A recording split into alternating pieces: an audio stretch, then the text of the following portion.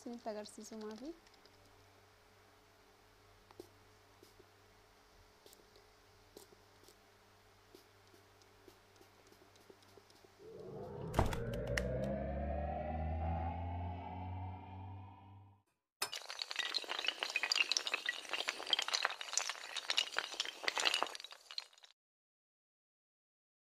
السلام عليكم ورحمة الله وبركاته. hordoftoota sinaaf tiyuub baga nagaan dhuftanii. Har'a akkuma maduraa isinitti wantoota fuula keenyaaf gaariidha jedhaman isinitti agarsiisaa ture.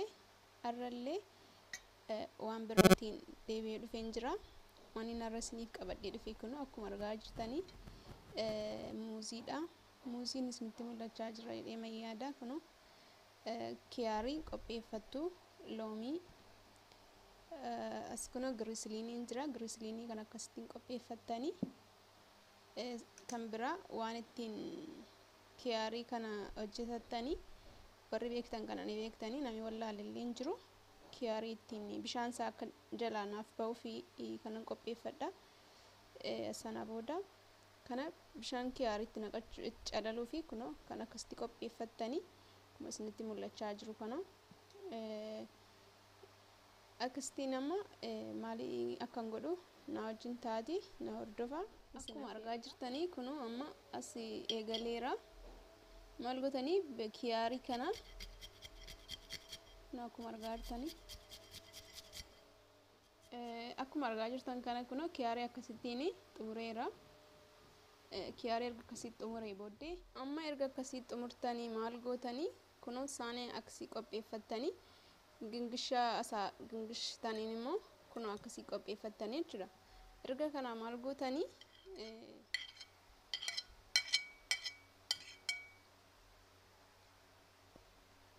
kiyaariin maa erga itti naqxanii kunoo akkasii bishaan isaa jalaa baastanii jechuudha. Kunoo amma kana fakkaata bishaan isaa. Erga akkas gootanii maal gootu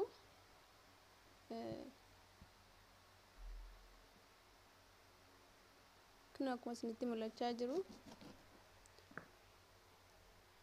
loomii amma kun loomii qopheeffa. Loomii gimmaashuma itti godhanii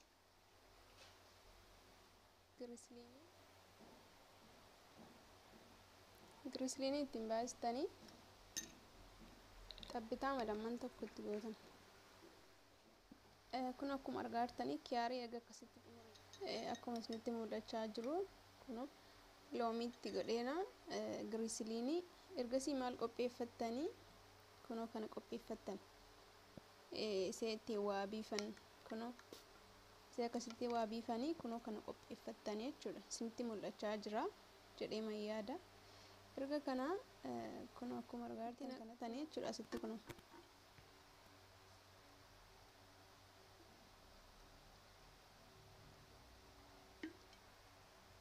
akkuma isinitti mul'achaa kana fakkaata. Akkasitti kana fakkaata jechuudha. Kana maal isin fayyada? Fuula keenyarra baakteeriyaa garaagaraa nurraatti dhorkaa akkuma fuula dhiqattanidha jechuudha. Fuula keessanitti akkam gootanii kuni kiyaarii fi kukumber isa jedhamuu fi loomii giriisiliinii qabaa jechuudha kun.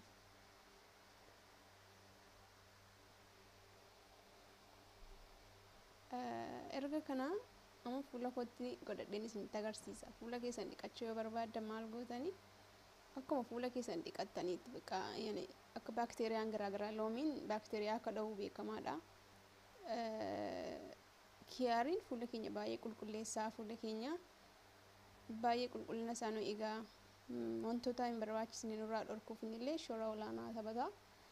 Akkasuma giriisiliiniin immoo fuulli keenya akka hin goggonnee fi fuulli keenya akka qorraan taaneef kanaaf nu fayyada jechuudha. Amma maal gootan isinii kun akkuma argaa jirtanii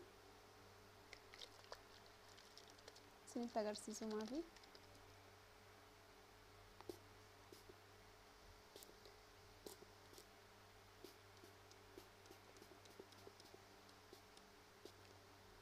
akkasitti fuula keessanitti naqattanii jechuudha. Akkuma argaa jirtan kana fuula keessanii erga akkasitti godhattanii daqiiqaa kudhanii ofirra tursiistanii ofirraatii qorstan sooftii maanii yoo ta'e jechuudha. Dhiqachuu barbaadan maal gootanii kunoo sooftii argaa jirtu. Sooftiitti akkasitti erga sooftiitti gootanii akkasii gootanii booddee akka itti fuula keessan qulqulleeffachuu dandeessan kana akkasitti fuula keessan irraa qulqulleeffatu. Fuulli keessan baay'ee qulqulluu ta'a jechuudha. Qulqulluu ta'ee fuula baay'ee lallaafuu fi fuula baay'ee qulqullinni isaa eegame isiniif ta'a jechuudha. Kanaaf itti fayyadama.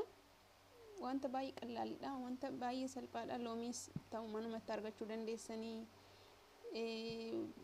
Girisiliinii dhallee akka carraa girisiliinii al tokko yoo bitattanii yeroo baay'ee isin fayyada. Kunoo girisiliinii akkuma argaa jirtan silas nutti agarsiiseera. Loomiinis waanuma mana keenyatti argamudha. Kanaaf wanta qaqallaalee wanta sasalphaa akkasitti yoo fayyadamtanii qulqullina fuula keessanii yoo eeggattan gaariidha isiniin jechuumaa fi dhaamsa kooti itti fayyadama. Baay'ee jaallattu isiniin jedha. Kan biraa ammas waan ta'e isinitti nan agarsiisa. Na wajjin tura.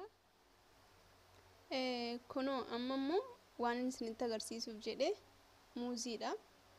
muuziidhaa fi kiyaarii jedheen isinitti agarsiisa. Maal gootanii kunoo kiyaarii akkuma argaa jirtanii kiyaariin akkuma argaa jirtan booddee kunoo akkasitti erga ciccirtanii muuzii immoo gimmaasha fudhatii akkuma argaa jirtanii muuzii gimmaasha fudhattan. Gimmaasha erga akkasii fudhattanii maal gootanii makanaatti daaktanii jechuudha. Amma daakeen isinitti deebi'a. Kunoo ammas dhufeera. Akkuma argaa jirtanii kunoo kiyaarii fi muuzii akkasumatti daaktanii maal gootanii saanii akkasii qopheeffattanii isatti gingishtanii saaniidhaa fi akkasitti kunoo akkuma argaa jirtanii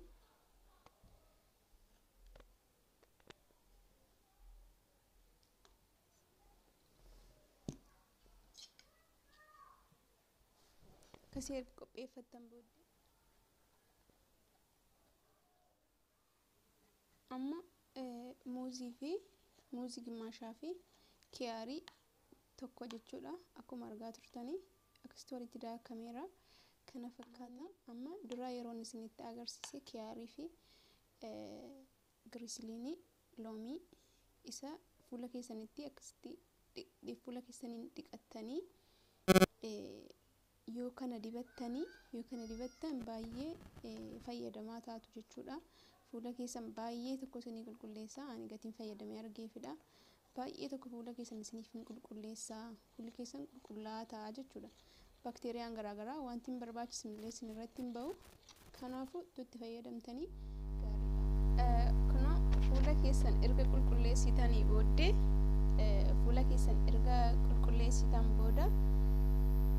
isa amma hojjenne kanaan jechuudha. Erga kanaan qulqulleessinee booddee akkuma amma isinitti himaa ture kunoo kun immoo kiyaarii fi muuziidha jechuudha. Kiyaarii fi muuzii kana fuula keessan qulqulleessitanitti dibattan. Kunoo akkuma argaa jirtanii asirra ga'ee jira.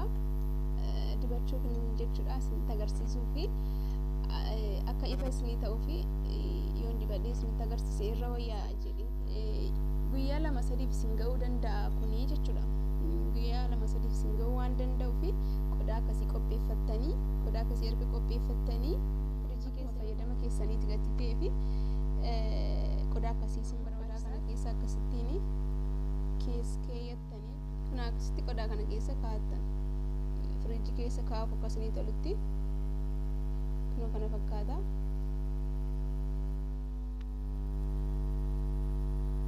Erga firiijii keessa kaa'attanii guyyaa 2-3 torbees isin ga'a.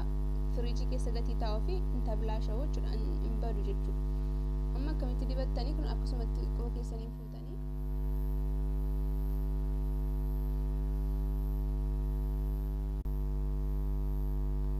kun akkuma argaa jirtan kanatti dibadhee xumureera jechuudha. Erga akkasii dibattanii daqiiqaa 10 ofirra tursiistan daqiiqaa 10 ofirra tursiistanii dhiqattu jechuudha. Nama daqiiqaa 10 ofirra tursiisee dhiqadhee booda waan fakkaatu walumaan ilaalla. Qoriira dhiqachuuf hin jedha jechuudha. Fuula kana fakkaata kun daqiiqaa 10 ofirra tursiisee kuna amma dhiqachuuf kana fakkaata. Baay'ee tokko jaallattu yaani tartiibaan itti dibadhetti yoo dibattanii baay'ee tokko fayyadamtu jechuudha. Akkuma margaa artanii kun akka sirriitti nitti mul'atu siqee viidiyoo kaameraatti baay'ee tokko jaallattu itti fayyadama. Baay'ee salphaadha, baay'ee qallaalitti argachuu dandeessanidha. Kanaaf tartiibaan amma fayyadametti fayyadamtaniina baay'ee tokko isinitti tolaa, fuulli keessan baay'ee tokko lallaafaa. Kanaaf hin jaallattu viidiyoo kana jaallattan like share godha. Warra subscribing godhi yoo jiraattan subscribe godha. Mallattoo bilbilaa bukkee jirtan qaastanii yeroo hunda viidiyoon hojjedhu akka isin bira qaqqabu isin qabadhee dhufi xumureera. Bye bye.